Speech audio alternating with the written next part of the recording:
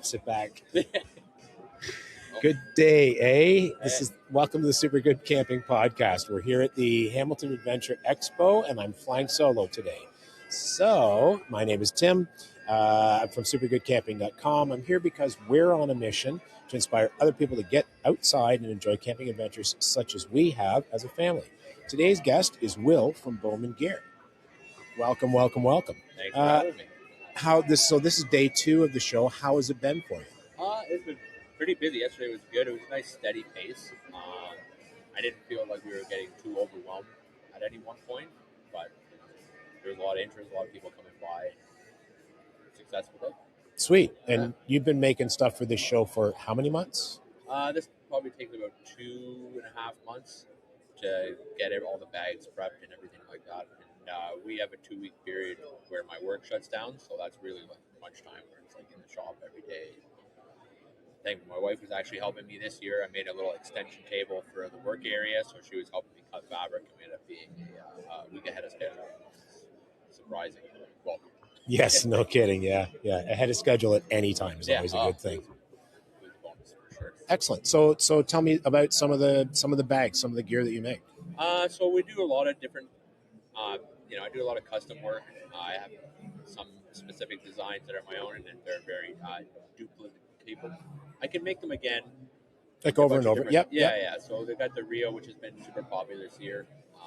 It's just a simpler, like water-resistant, weatherproof bag that's great for canoe trips. You can attach it to Ford. The bow works great as a bow bag, and then you can take it off or you can leave it on during your portages and have just like a waist pack.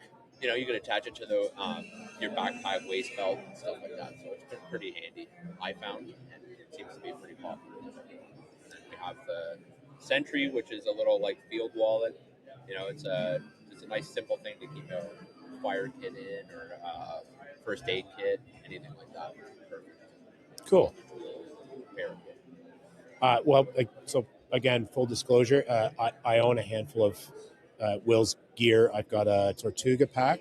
Thomas and I both have Tortuga packs, which we love. We started using it, and I went, wow, you know what? If we put some stretchy stuff or did something on the outside of it, I could put my water bottle in there. Will's like, yeah, I know what you want. Yeah. So sent them back to him, fixed them up, brought them back. What else do we have? We've got, I don't know what you actually call it. For me, it's my cutlery collection. It's all my... Yeah, right. I don't know, just like a kitchen organizer. Yeah, I've got pencil. Matches in there, the cutlery kits, knives, all that sort of jazz. And then you made a very cool, again, don't know what to call it, but a thing that holds my agua axe and my saw as well. Yeah, I make a lot of different custom one-off things that don't really have an official cool name like I like to give stuff. Tons of little things. All right, cool. Well, now that you're done sweating things out, I know you're going to have to prep for another show as well. Once you're done that, reflector oven. I want that. You're on my list. I actually talking to a kid because they're my neighbor. Trying to figure something out. Cool. Yeah. No, it's a killer stove. It's just the bag drives me crazy. It keeps catching and stuff. It's a great idea. It keeps from getting soot and stuff on my gear, but it's finicky, and I'm old and cranky, so. You don't have the patience. Exactly. Out of curiosity, how did you end up? I feel like we've discussed this before, but I am blanking. How did you end up doing this?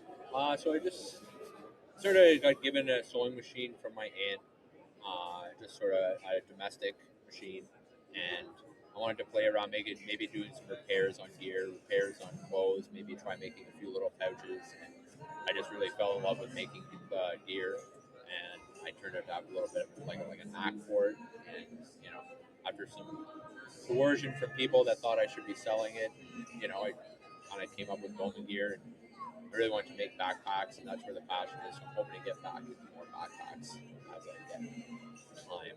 As opposed to the smaller accessory bags and stuff. Yeah, it's just easier for me to make. Like the custom bags they're very time consuming. They end up being very pricey. So the more time I have free to make them, it's easier to bring the cost down, and it doesn't take me a month of time to make one back.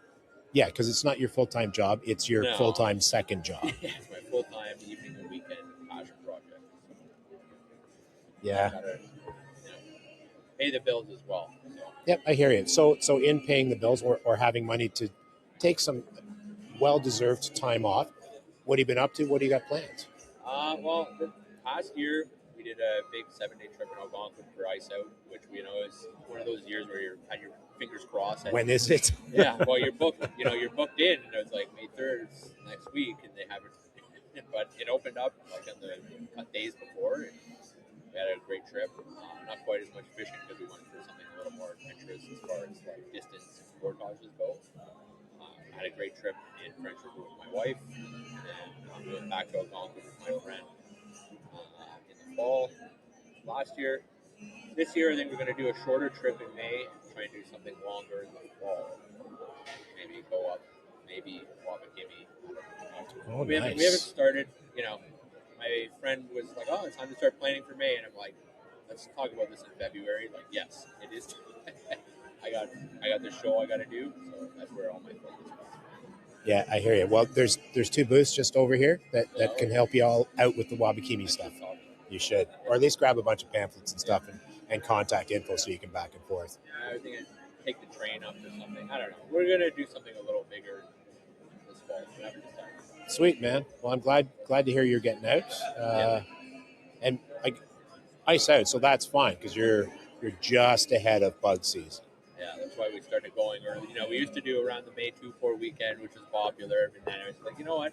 It's super busy, competitive, and it might be a little colder in the beginning of May, but less people, less bugs. It's just a little more enjoyable, a little quieter. It just seems to be the best way. Yeah, no, I hear that. All right, brother. Well, thanks for coming over and having a visit. Thank you for having me. Appreciate it.